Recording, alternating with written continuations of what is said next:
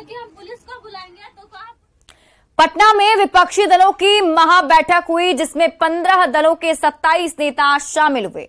विरोधियों के महामंथन में अगले साल होने वाले लोकसभा चुनाव में बीजेपी के खिलाफ एकजुट होकर मैदान में उतरने की साझा रणनीति पर सहमति नहीं बन पाई। करीब 3.25 घंटे तक चली बैठक के बाद सभी नेताओं ने संयुक्त प्रेस कॉन्फ्रेंस कर यह दावा किया कि लोकसभा चुनाव में सभी एक साथ मिलकर बीजेपी को पटखनी देंगे।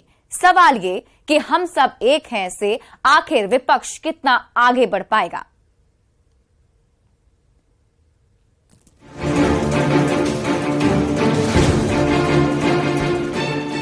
पटना का एक अणे मार्ग, मुख्यमंत्री नीतीश कुमार का सरकारी आवास। इसी पते पर शुक्रवार को पहली बार बिहार में बीजेपी विरोधी दलों के नेताओं का बड़ा जुटान हुआ। राहुल गांधी से लेकर स्टालिन और केजरीवाल, ममता बनर्जी से लेकर शरद पवार तक 15 दलों के नेता नीतीश कुमार के बंगले पर करीब 3.25 घंटे तक इसी बात पर मंथन करते रहे कि कैसे 2024 की लड़ाई में बीजेपी को शिकस्त दी जा सके। बैठक के बाद ज्वाइंट प्रेस कॉन्फ्रेंस में नीतीश कुमार ने कहा कि बीजेपी को अगले चुनाव में हराने के लिए एकजुट होकर सभी लड़ेंगे। इस पर सहमति बन चुकी है। एक साथ तो चुनाव लड़ने के बारे में आज एक सहमति हो ही गई है और सब तरह का सहमति हुआ है, लेकिन एक मीटिंग इसके बाद होगी। कांग्रेस अध्यक्ष मल्लिकार्जुन खड़गे ने भी कहा कि बीजेपी विरोधी दलों की अगली बैठक हिमाचल प्रदेश में 10 या 12 जुलाई को होगी, जिसमें आगे की रणनीति पर चर्चा होगी। 10 या 12 तारीख को फिर हमारे इसमें हिमाचल में शिमला में हम वहां फिर मिल रहे हैं। वैसे तो ममता बनर्जी से लेकर तमाम नेताओं ने प्रेस कॉन्फ्रेंस में अपनी अपनी बातें कही। सभी का जोर इस बात पर था कि एक साथ मिलकर चुनाव लड़ना है और बीजेपी को हराना है। लालू प्रसाद ने अपने ही अंदाज में बीजेपी पर निशाना साधा। हनुमान जी अब हम लोग के साथ हो गए और हम लोग इकट्ठा सब कोल ढील नल लील सबको हम लोग जमा कर रहे हैं। तो पटना में 15 दलों के 27 नेताओं ने मैराथन बैठक कर बीजेपी के खिलाफ रणनीति पर चर्चा की। आने वाले लोकसभा चुनाव में मोदी से मुकाबले का विपक्षी फॉर्मूला कितना सफल हो पाता है ये तो नहीं मालूम, लेकिन एक साथ बीजेपी विरोधी नेताओं को एक मंच पर लाने की नीतीश की मुहिम इस बार जरूर सार्थक और सफल मानी जा सकती है, क्योंकि सवाल बीजेपी के खिलाफ नीतीश के विरोधियों को एकजुट करने का है। Bureau report, news 18। विपक्ष की महाबैठक के बाद सभी नेताओं ने साझा प्रेस कॉन्फ्रेंस की, जिसमें पश्चिम बंगाल की मुख्यमंत्री ममता बनर्जी ने कहा कि पटना से जो आंदोलन शुरू होता है वो जरूर सफल होता है।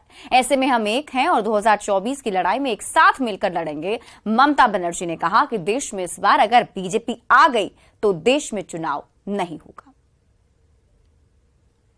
वी आर यूनाइटेड, हम लोग एक है। दूसरी बात है We will fight unitedly। ये दूसरी बात है, हम लोग एक साथ में लड़ेंगे। तीसरी बात ये हुआ है कि हमारा लड़ाई, हमको अपोजिशन मत बोलो, हम लोग भी देश का सिटीजन है, हम लोग भी पैट्रियोटिक है, हम भी देशोप्रेमिक है, हम भी भारत माता कहते हैं। मणिपुर जलने से हमारा भी आग जलते हैं। महाबैठक के बाद साझा कॉन्फ्रेंस में जब बारी लालू प्रसाद के बोलने की आई तो लंबे समय बाद लालू प्रसाद एक बार फिर अपने पुराने अंदाज में नजर आए और बीजेपी पर निशाना साधने के बाद राहुल गांधी की शादी की भी बात कर दी, जिसमें लालू प्रसाद ने कहा कि राहुल गांधी अब दूल्हा बने और विपक्ष के सभी लोग बाराती बनने के लिए तैयार हैं। बात तो हम लोग का सलाह माने नहीं, दिया नहीं किया, शादी कर लेना चाहिए था और अभी भी समय गया बीता नहीं है। शादी करिए और हम लोग बाराती चले और शादी करिए, बात मानिए आपकी मम्मी हमको बोलते कैसे तो हो जाए। हाँ, एकदम पक्का करना पड़ेगा। मम्मी आपकी बोलती थी कि आप हमारा बात नहीं मानता, शादी करवाइए आप। अच्छा,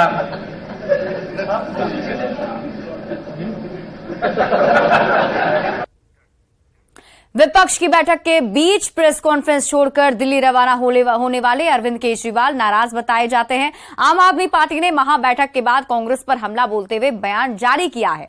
दिल्ली में केंद्र के अध्यादेश के मामले पर आरोप लगाया गया है कि कांग्रेस ने आपका समर्थन नहीं किया, जबकि पटना की बैठक में 11 दलों ने आपका समर्थन किया था। आपने कांग्रेस को चेतावनी देते हुए कह दिया है कि यदि अध्यादेश पर कांग्रेस अपना रुख साफ नहीं करती तो विपक्षी दलों की होने वाली अगली बैठक में आप शामिल नहीं होगी।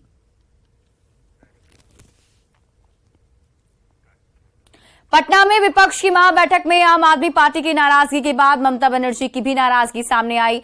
ममता बनर्जी ने सीताराम येचुरी के बोलने पर आपत्ति दर्ज कराई, जिसका नतीजा ये हुआ कि ममता बनर्जी के जाने के बाद ही सीताराम येचुरी ने अपनी बात रखी।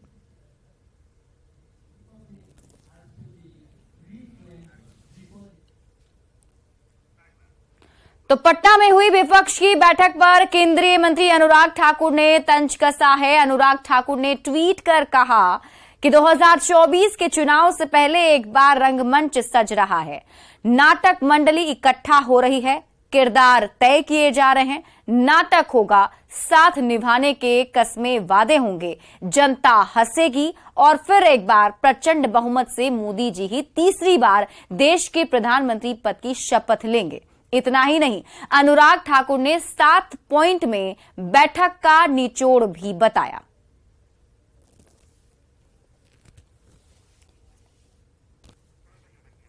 तो देखिए, ये 7 पॉइंट जो है उसमें हम आपको बता रहे हैं, यानी इस बैठक के क्या निष्कर्ष निकले ये अनुराग ठाकुर ने बताया है और उसकी तस्वीर भी हम आपको दिखा रहे हैं, उनका वो ट्वीट आपकी टीवी स्क्रीन पर, जिसमें उन्होंने बताया कि नीतीश कुमार का नेतृत्व सभी को स्वीकार ही नहीं होगा।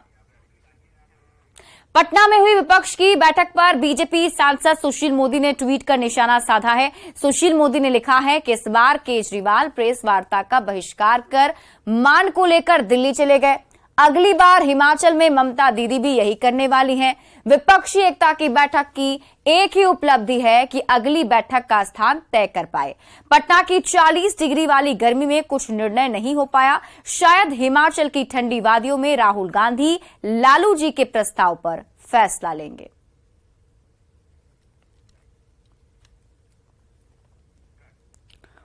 बढ़ते आगे, खबर शिवहर से है। शिवहर की पिपराही